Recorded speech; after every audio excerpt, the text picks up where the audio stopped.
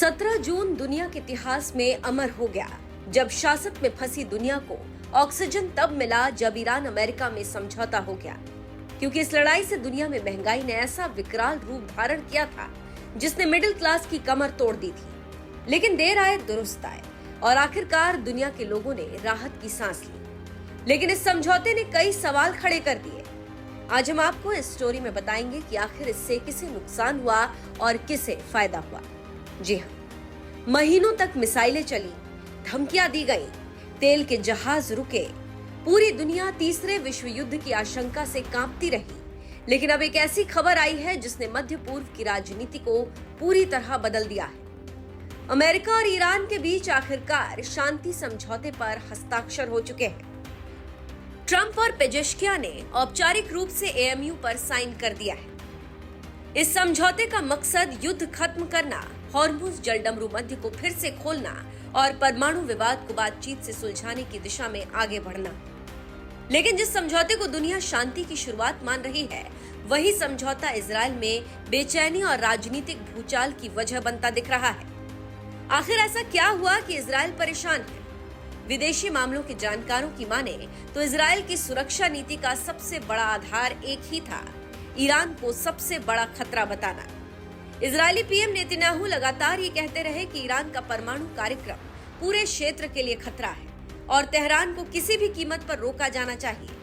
लेकिन अब अमेरिका ने उसी ईरान के साथ समझौता कर लिया है। समझौते के तहत युद्ध विराम को आगे बढ़ाया गया है। परमाणु कार्यक्रम पर नई बातचीत शुरू होगी और दोनों देश तनाव कम करने की दिशा में आगे बढ़ेंगे। यही वजह है कि इजराइल में बहुत से लोग सवाल पूछ रहे हैं कि क्या अमेरिका ने अपनी प्राथमिकताएं बदल दी हैं? क्या वॉशिंगटन अब संघर्ष की जगह समझौते का रास्ता चुन रहा है? और सबसे बड़ा सवाल कि अगर अमेरिका और ईरान बातचीत की मेज पर बैठ गए तो फिर नेतन्याहू की ईरानी खतरे वाली राजनीति का क्या होगा?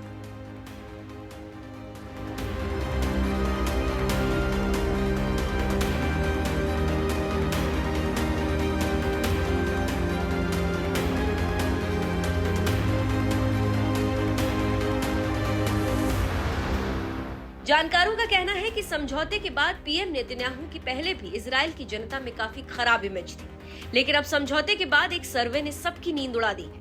इजराइल के सार्वजनिक प्रसारक कान द्वारा कराए गए सर्वे ने नई बहस छेड़ दी है।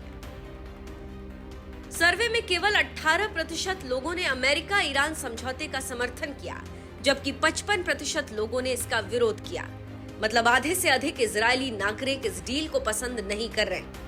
इससे भी ज्यादा दिलचस्प बात यह है कि हालिया सैन्य हमलों के बावजूद लगभग 70% लोगों को अब भी ईरान से खतरा महसूस होता है। मतलब जनता का एक बड़ा वर्ग मानता है कि समझौते से खतरा खत्म नहीं हुआ है। यही कारण है कि विपक्षी दल और सुरक्षा विशेषज्ञ नेतन्याहू सरकार पर दबाव बढ़ा रहे हैं कि वो इस नए भू राजनीतिक माहौल में अपनी रणनीति स्पष्ट करें। जानकारी देते चले कि सर्वे में एक और दिलचस्प तथ्य सामने आया। लगभग 40% लोगों का मानना है कि समझौते के बाद भी डोनाल्ड ट्रंप इजराइल के अच्छे दोस्त बने रहेंगे, लेकिन 32% लोगों को लगता है कि अब ट्रंप का रुख बदल सकता है और अमेरिका पहले की तरह बिना शर्त इजराइल के साथ खड़ा नहीं रहेगा।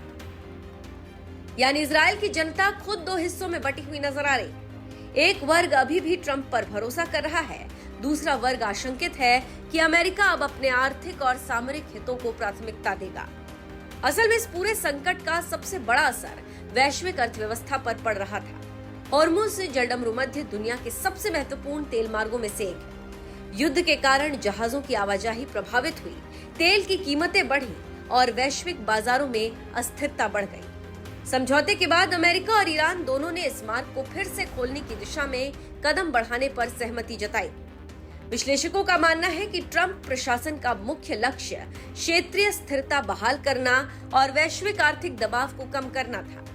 नेतन्याहू की राजनीति लंबे समय से सुरक्षा और ईरान विरोधी एजेंडे के इर्द गिर्द घूमती रही है। लेकिन यदि अमेरिका और ईरान के बीच बातचीत आगे बढ़ती है और तनाव कम होता है, तो इजराइल के भीतर ये सवाल और तेज होगा कि क्या लगातार टकराव की नीति सही थी। यही वजह है कि कई राजनीतिक पर्यवेक्षक मान रहे हैं कि ये समझौता सिर्फ एक कूटनीतिक दस्तावेज नहीं है, बल्कि इजराइल की आंतरिक राजनीति के लिए भी एक बड़ा मोड़ साबित हो सकता है। हालांकि समझौता हो चुका है, लेकिन अभी कई सवाल बाकी हैं। यानी फिलहाल ये कहना जल्दबाजी होगी कि मध्य पूर्व में स्थायी शांति आ गई। लेकिन इतना जरूर है कि अमेरिका और ईरान के बीच हुए समझौते ने पूरे क्षेत्र की राजनीति को नए मोड़ पर लाकर खड़ा कर दिया है।